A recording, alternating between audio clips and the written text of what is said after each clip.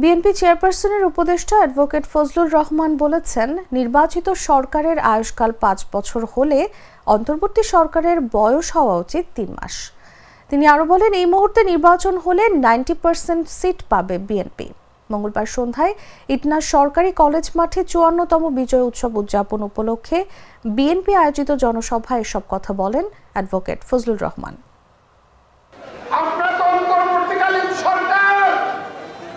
আমি তো সব সময় বলি, কোন গাছ লম্বা না কলা গাছ লম্বা, বলেন তো আপনারা? কোন গাছ লম্বা, কলা গাছ না বট গাছ?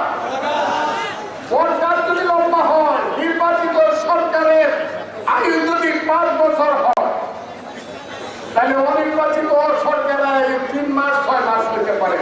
আপনারা ১০ বছর থাকতে চান কেন? এগুলা করেন কেন? ইলেকশনের কথা বলে মুখ কালা করেন কেন? ইলেকশন করবেন না?